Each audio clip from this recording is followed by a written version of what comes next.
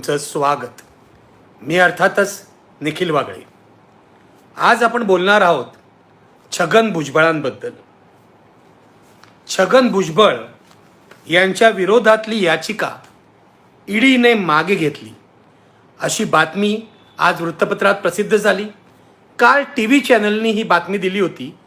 तेव्हा बहुसंख्य जनतेचा असा समज झाला की छगन भुजबळ यांच्या विरुद्ध महाराष्ट्र सदनाची जी केस चालली होती ती ईडीने मागे घेतली आहे. कोणालाही धक्का बिक्का बसला नाही. याचं कारण छगन भुजबळ अजित पवारांबरोबर भाजपसोबत जाऊन आधीच पवित्र झालेले होते. भाजपच्या वॉशिंग मशीनमधून जो निघतो तो पवित्र झालेला असतो. मी गंगा वगैरे म्हणत नाही. याचं कारण भाजपशी गंगेची तुलना करणं मला काय मान्य नाही. परंतु तुम्ही असं म्हणू शकता छगन भुजबळ वॉशिंग मशीनमधून पवित्र झाले आणि त्यांना आता सर्व खटल्यातून सूट मिळणार असं गृहीतच धरलं होतं लोकांनी. त्यामुळे ही बातमी आली की ईडीने हायकोर्टातली याचिका मागे घेतली. याचं कुणालाही आश्चर्य वाटलं नाही. छगन भुजबळ यांना मोठा दिलासा मिळाला असं लोक म्हणायला लागले. राजकारण्यांचाही असा समज झाला.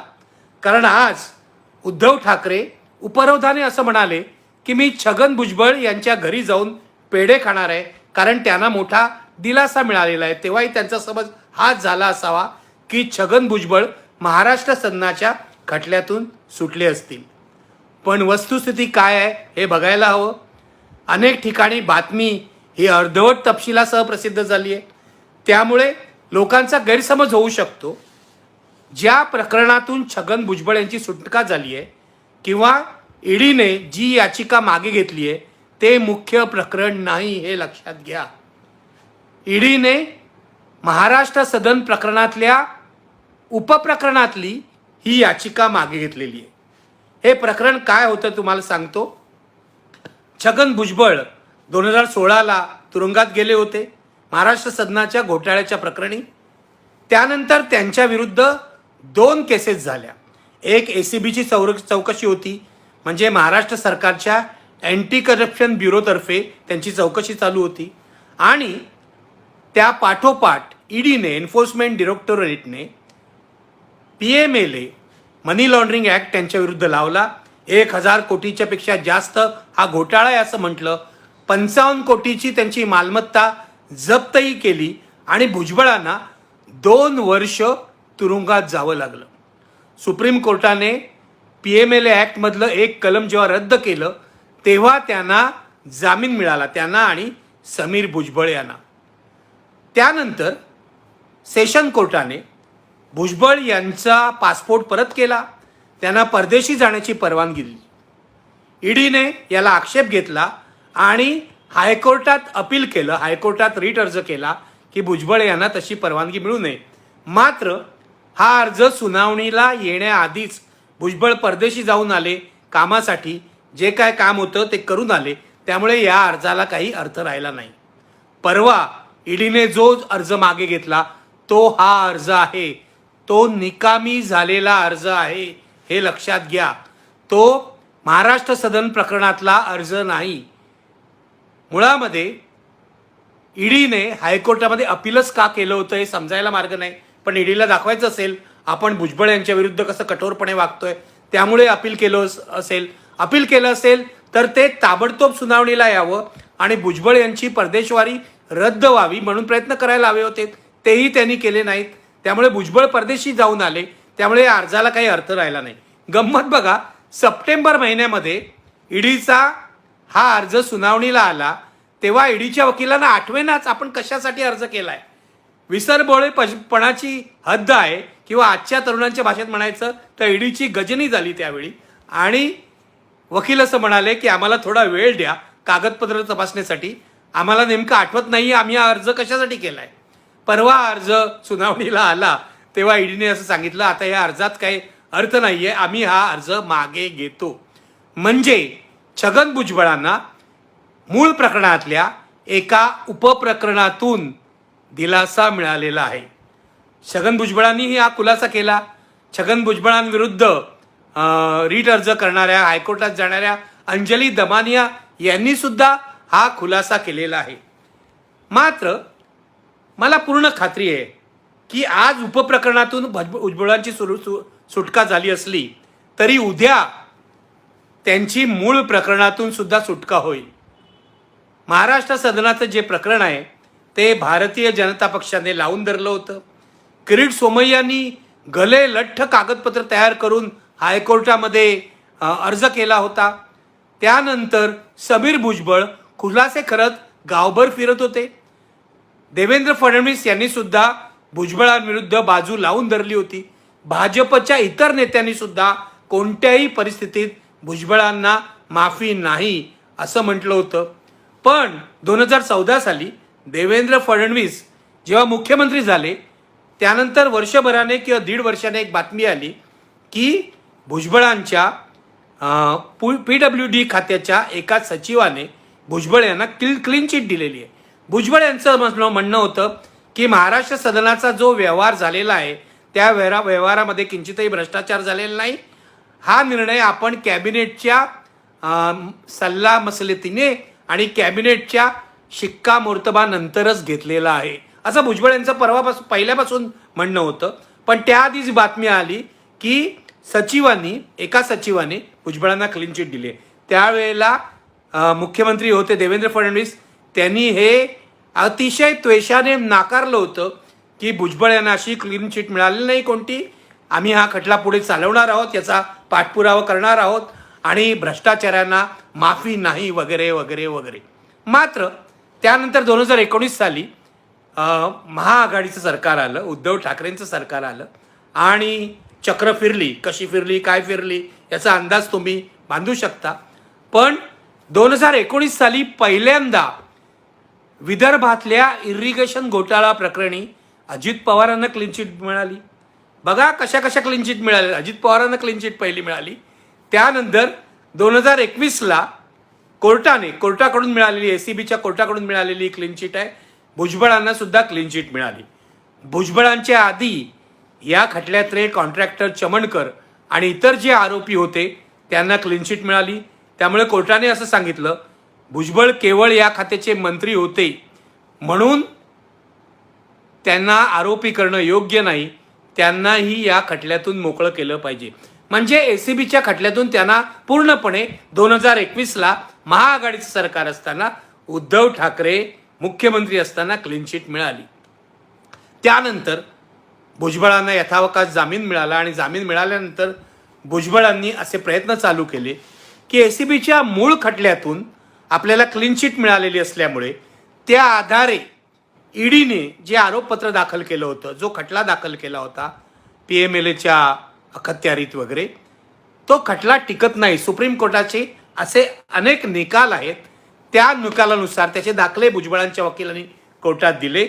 त्याप्रमाणे युक्तिवाद झाला आणि त्या दाखल्यानुसार असं भुजबळांच्या वकिलांनी दाखवून दिलं की मूळ आरोपातून जर आरोपीची सुटका झाली असेल तर त्या आरोपाच्या आधारे जे इतर खटले दाखल केलेले असतात, जी इतर आरोपपत्र दाखल केलेली असतात ती सुद्धा रद्द व्हायला हवीत.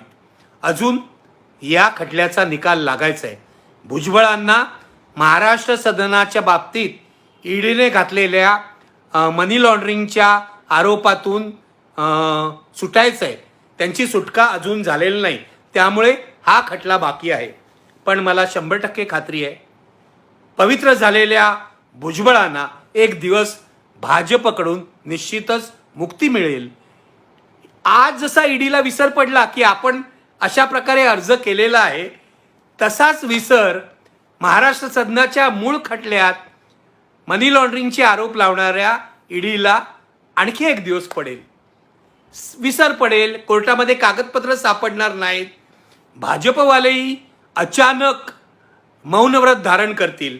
कारण तुमच्या लक्षात असेल तर पूर्वी किरीट सोमय्या किती जोरजोरात ओरडत होते, किती जोरजोरात बोलत होते. हे बघा आता त्यांनी पूर्ण मौन धारण केलेलं आहे. कालच्या या बातमीनंतर देवेंद्र फडणवीस सुद्धा एक शब्दही बोलायला तयार नाही आहेत, कोणतीही प्रतिक्रिया द्यायला तयार नाही आहेत. भाजपचे प्रदेशाध्यक्षही मौनव्रत धारण करून आहेत. शेवटी भुजबळांनाच खुलासा करावा लागला की मला मूळ खटल्यातून क्लीन चिट मिळालेलं नाही आहे, माझी मागणी आहे त्यातून माझी मुक्तता करा, पण अजून मी मुक्त झालेलो नाही. भुजबळ साहेब काही काळजी करू नका, तुम्ही पवित्र झालेले आहात भाजपच्या वॉशिंग मशीनमधून. त्यामुळे एक दिवस तुम्हाला ही सुद्धा क्लीन चिट मिळेल. महाराष्ट्र सदनाच्या सगळ्या आरोपातून तुम्ही मुक्त व्हाल, कारण तुम्ही मोदी साहेबांच्या दिंडीमध्ये सामील झालात. मित्र हो, छगन भुजबळांना क्लीन चिट मिळाली किंवा भाजपवाल्यांना त्यांचं अचानक प्रेम वाटायला लागलं, यात काही आश्चर्य नाहीये. गेले काही दिवस महाराष्ट्रात जे राजकारण सुरू आहे ते राजकारण जर तुम्ही पाहिलं तर तुमच्या लक्षात येईल की छगन भुजबळ जे राजकारण करतायत ते देवेंद्र फडणवीस आणि भारतीय जनता पक्षाच्या पूर्ण फायद्याचं राजकारण आहे. जरांगे पाटील यांच्या मराठा आरक्षणाच्या आंदोलनाने सगळ्या महाराष्ट्रामध्ये एक वादळ निर्माण झालं. शिंदे सरकार अडचणीत येतं की काय असं वाटायला लागलं. शिंदेनी 2 वेळा तडजोड घडवली आणि जरांगे पाटील यांचं उपोषण सोडवलं. पण जरांगे पाटील यांची जी मागणी होती की आम्हाला आरक्षण ओबीसी कोट्यातून मिळालं पाहिजे, सरसकट सर्व मराठ्यांना कुणबी म्हणून आरक्षण द्या, ही मागणी मान्य होणं कठीण होतं आणि त्यामुळे या राज्यातला ओबीसी मोठ्या प्रमाणावर अस्वस्थ झाला होता. याविरुद्ध पहिला आवाज जर कोणी उठवला असेल तर तो छगन भुजबळ यांनी. छगन भुजबळ स्वतः ओबीसीचे नेते असल्याचा दावा करतात आणि तो त्यांनी पूर्वीपासून केलेला आहे. गोपीनाथ मुंडे, छगन भुजबळ हे महाराष्ट्राचे महत्त्वाचे ओबीसी नेते आहेत. यावेळेला छगन भुजबळ यांनी जरांगे पाटील यांच्या या मागणीविरुद्ध आवाज उठवला. मराठा आरक्षणाला आमचा विरोध नाही, पण हे आरक्षण तुम्हाला द्यायचं असेल तर स्वतंत्रपणे जा, ओबीसी कोट्यातून ते आम्ही तुम्हाला देऊ देणार नाही असं त्यांनी स्पष्टपणे सांगितलं. आता गंमत पहा, छगन भुजबळ हे जे बोलतायत ते भारतीय जनता पक्षाच्या मतदाराच्या मनातलं बोलतायत हे मी तुम्हाला पूर्वी सुद्धा सांगितलेलं आहे. कारण महाराष्ट्रामध्ये काँग्रेस आणि राष्ट्रवादीच्या मराठा वोट बँकेला उत्तर म्हणून भारतीय जनता पक्षाने अगदी वसंतराव भागवत, मुंडे, महाजन यांच्या काळापासून ओबीसीची वोट बँक तयार केलेली आहे. आणि ही माधव नावाची जी वोट बँक आहे ज्याच्यामध्ये माळी, धनगर, वंजारी आणि इतर ओबीसी येतात, ती आता चांगली मजबूत झालेली आहे. तेव्हा मराठा आरक्षणामुळे डिस्टर्ब कोण होणार असेल, अस्वस्थ कोण होणार असेल तर तो हा भाजपचा मतदार आहे. खरं तर भाजपच्या पंकजा मुंडेंसारख्या एखाद्या नेत्याने याविरुद्ध आवाज उठवायला हवा होता. गोपीनाथ मुंडेंचा वारसा त्या सांगतात एरवी, पण त्यांनी आवाज उठवला नाही कारण त्या रुसून बसलेल्या आहेत आपल्याला काही न मिळाल्यामुळे. हे लक्षात घ्या, सत्तेत कोणताही वाटा न मिळाल्यामुळे, फडणवीसांनी अडगळीत टाकल्यामुळे त्या रुसून बसलेल्या आहेत. त्यामुळे ओबीसी समाजाचं नेतृत्व करण्याची एक संधी त्यांनी गमावली. ती संधी भुजबळांनी साधली. भुजबळ कुणाची भाषा बोलतायत, भुजबळ कुणाच्या सोयीची भाषा बोलतायत हे बघा. भुजबळ पहिल्यापासून भाजपच्या आणि देवेंद्र फडणवीस यांच्या सोयीची भाषा बोलतायत. जरांगे पाटील यांच्या आंदोलनाला नेहमी प्रतिसाद दिला तो एकनाथ शिंदे यांनी, मुख्यमंत्री एकनाथ शिंदे यांनी. उपमुख्यमंत्री देवेंद्र फडणवीस यांनी जरांगे पाटील यांच्या आंदोलनाबाबत कोणताही उत्साह कधी दाखवला नव्हता. एकदाच त्यांनी सुरुवातीला गिरीश महाजन यांना त्यांच्या भेटीला पाठवलं, पण त्यानंतर पुढे काही केलं नाही. जेव्हा जरांगे पाटील पहिल्यांदा उपोषणाला बसले, ज्या उपोषणावर पोलिसांनी लाठीमार केला, तेव्हा फडणवीस यांनी माफी मागितली. मात्र ती मनापासून मागितलेली नव्हती हे मी तुम्हाला पूर्वीपासून सांगतोय. जे आता सिद्ध झालं, अलीकडेच फडणवीस असं म्हणाले की पोलिसांवर दगडफेक झाली म्हणून पोलिसांनी लाठीमार केला. त्याबद्दल माफी मागण्याचा किंवा गुन्हे मागे घेण्याचा कोणताही प्रश्नच उद्भवत नाही. स्पष्ट सांगू लागलं फडणवीस यांनी, गुन्हे मागे घेण्याचा प्रश्न उद्भवत नाही. मुख्यमंत्री शिंदे यांनी आश्वासन दिलं होतं जरांगे पाटलांना की अशा प्रकारे जे गुन्हे घातलेले आहेत कार्यकर्त्यांवर ते मागे घेतले जातील. गृहमंत्री असं म्हणतात की हे मागे घेण्याचा प्रश्न नाही. आणि फडणवीस हे कधी बोलले? फडणवीस हे पहिल्यांदा बोलले नाहीत. हे पहिल्यांदा हा मुद्दा पहिल्यांदा पुढे आणला तो छगन भुजबळ यांनी. छगन भुजबळ यांनी पत्रकार परिषदेत सांगितलं की पोलिसांनी जर लाठीमार केला असेल तर तो त्यांच्यावर दगडफेक झाल्यामुळे केलेला आहे. 40हून अधिक स्त्री पुरुष पोलीस जखमी झालेले आहेत. हे भुजबळ यांनी सांगितलं. पोलीस हल्लेखोरांची माफी कसली मागताय हा प्रश्न भुजबळ यांनी विचारला. आता त्याच ध्वनीचा प्रतिध्वनी देवेंद्र फडणवीस काढत आहेत, हे विसरू नका. भुजबळ यांनी आक्रमक पवित्रा घेतल्यामुळे राज्यातला ओबीसी संघटित झाला आणि आता जे वाकयुद्ध सुरू आहे जरांगे आणि भुजबळ यांच्यामध्ये, हे सुद्धा भारतीय जनता पक्षाच्या सोयीचं वाकयुद्ध आहे. याचं कारण या वाकयुद्धामुळे आणि या संघर्षामुळे महाविकास आघाडीचा जो अजेंडा होता, शिंदे यांनी गद्दारी केली आहे उद्धव ठाकरे यांच्या लोकप्रियतेचा, तो महायुतीने खेचून घेतलेला आहे. लक्षात घ्या. जरांगे पाटलांच्या सभा सुरू आहेत. जरांगे पाटील पहिल्यापासून भुजबळ यांच्यावर प्रहार करत आहेत. त्याला भुजबळ नकला करून तुच्छतेने उपरोधाने उत्तर देत आहेत. एखाद्या मंत्र्याने अशा प्रकारे सार्वजनिकरित्या उत्तर द्यावं की नाही, हेटाळणी कोणाची करावी काय नाही, हा वेगळा मुद्दा आहे. पण भुजबळांची ती शैली आहे, लक्षात घ्या. आणि पहिला दगड जरांगे पाटलांनी मारला हे विसरता येणार नाही. लायकी नसताना तुमच्या हाताखाली आम्ही नोकऱ्या का करावात हा प्रश्न त्यांनी विचारला. नंतर त्यांनी ते विधान मागे घेतलं, त्या विधानावर सारवासारव केली, हा मुद्दा वेगळा. पण पहिला दगड, तुच्छतेचा दगड, हा जरांगे पाटलांनी मारला आणि त्यामुळे ओबीसी समाज जो मुळातच अस्वस्थ झाला होता या सगळ्या आरक्षण आंदोलनामुळे, तो संघटित झाला आणि भुजबळांच्या सभांना हजारोंचा प्रतिसाद मिळायला लागला. त्यामुळे एका बाजूला जरांगे पाटील आणि दुसऱ्या बाजूला भुजबळ, अशी ही दोन पात्र रंगमंचावर आहेत. आणि या दोन पात्रांना कोण खेळवत आहे तर मुख्यमंत्री एकनाथ शिंदे आणि उपमुख्यमंत्री देवेंद्र फडणवीस. दुसरे उपमुख्यमंत्री अजित पवार शांत आहेत. लक्षात घ्या, भुजबळ आक्रमक भाषण करतायत, भुजबळ जरांगे पाटलांवर टीका करतायत, भुजबळ पोलिसांची बाजू घेत आहेत. जर मुख्यमंत्री शिंदे आणि उपमुख्यमंत्री अजित पवार आणि देवेंद्र फडणवीस यांना मान्य नसतं तर त्यांनी भुजबळांना शांत राहायला सांगितलं असतं, गप्प बसायला सांगितलं असतं. पण ते सांगितलेलं नाहीये. याचा अर्थ भुजबळ जे काय करतायत, जरांगेंना जे ते फटके देत आहेत, शाब्दिक फटके देत आहेत, ते या सत्ताधाऱ्यांच्या सोयीचे आहेत असाच त्याचा अर्थ काढता येईल. म्हणजे भुजबळांचं हे जे राजकारण आहे ते राष्ट्रवादी काँग्रेसच्या हिताचं आहे की नाही, म्हणजे अजित पवार यांच्या राष्ट्रवादी काँग्रेसच्या हिताचं आहे की नाही हा वेगळा मुद्दा. पण ते प्रामुख्याने भारतीय जनता पक्षाच्या आणि महायुतीच्या हिताचं आहे. कारण यामुळेच महायुतीचा किंवा भाजपचा जो ओबीसी मतदार आहे तो संघटित राहणार आहे. आणि शिंदे यांनी जरांगे पाटलांची बाजू घेतल्यामुळे मराठा मतदार जो काँग्रेस आणि राष्ट्रवादीचा आहे त्यामध्ये सुद्धा फूट पडणार आहे. त्यातला काही मराठा मतदार हा शिंदे यांच्याकडे जाऊ शकतो अशी आशा फडणवीस यांना आहे. म्हणजे एकूण भुजबळ हे या नाटकामध्ये एक प्रमुख भूमिका वठवत असले तरी त्यांची सगळी सूत्र ही फडणवीस यांच्या हातात आहेत, हे लक्षात ठेवा. त्यामुळे उद्या भुजबळ यांच्या विरुद्धचे महाराष्ट्र सदन घोटाळा प्रकरणातले आरोप ईडीने मागे घेतले, मनी लॉन्ड्रिंग ऍक्ट मागे घेतला आणि भुजबळ पूर्ण मुक्त झाले तरीही मला कोणतंही आश्चर्य वाटणार नाही.